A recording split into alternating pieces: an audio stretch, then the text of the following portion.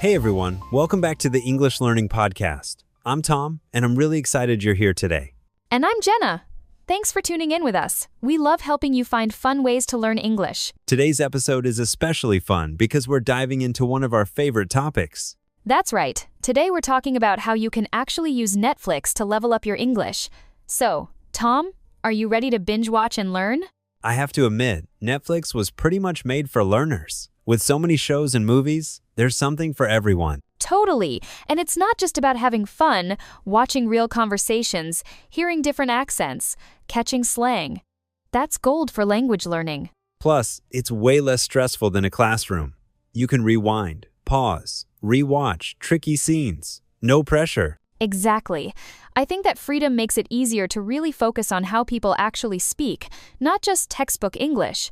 Now, some people get stuck picking what to watch. Do you have any suggestions, Jenna, for different levels? When you're starting out, comedies or kids' shows are great. They use clear language and are packed with visual cues. Think of shows like Friends or The Magic School Bus. Oh, Friends is a classic.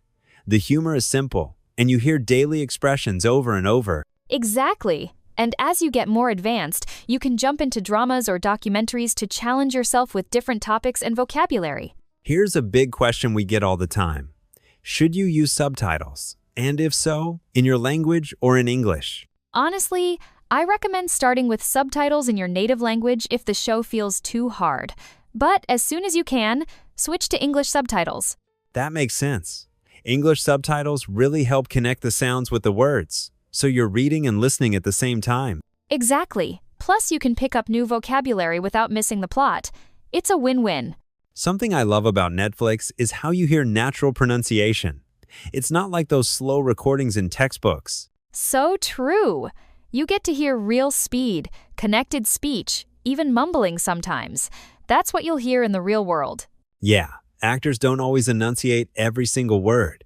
That can be tough, but you get used to it. Honestly, I think that's the magic. Your ear slowly gets better at picking out words, even if at first it feels impossible. Switching gears a bit, let's talk about practicing speaking. Have you ever tried shadowing Netflix dialogue, Jenna? I have. It's super helpful. I'll pause after a line, then repeat it out loud, trying to match the actor's tone and rhythm. That's such a great exercise. It feels awkward at first, but it really helps with intonation and confidence. And it's fun. You can even pick a character you like and imitate them for the whole episode. It turns learning into a game. Speaking of games, collecting new words is like a treasure hunt. Do you jot down words you hear, Jenna? Absolutely. I keep a little notebook or sometimes just use the Notes app on my phone. I'll pause the show, write down a new word, and later I try to use it in a sentence. That's smart. It really helps the words stick. Sometimes I look up slang or idioms too, because those can be confusing. Definitely. Some expressions don't show up in textbooks, so Netflix is perfect for learning how people really talk. I've noticed that sometimes the jokes or references don't make sense right away. That can be a challenge for learners. Oh, absolutely. A lot of humor is tied to culture. If you don't get a joke, don't stress. Sometimes I pause and Google it or just ask a friend. That's a great approach. Over time, you pick up on patterns and start to understand more. TV shows are like a window into culture. And even if you don't get everything, just catching the general mood or emotion can help. It's all part of the learning process. By the way, have you tried any of those browser extensions that add extra tools for language learning on Netflix? Yes, language learning with Netflix is my favorite.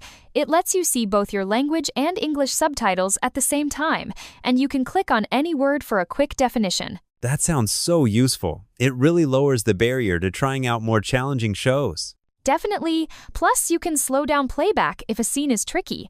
It's like customizing Netflix for your own learning pace. Sometimes people start strong but lose motivation after a few episodes. Any tips for sticking with it? Mixing things up is key. Try switching genres, or watch with a friend and chat about what you understood. Little goals, like watching one episode a week, really help. That's great advice. I also like to rewatch my favorite episodes. Each time, I catch something new, and it feels less like homework. Totally agree. And celebrating small wins, like understanding a tricky scene, keeps you excited to learn more. No learning method is perfect. What are some common mistakes people make using Netflix to study?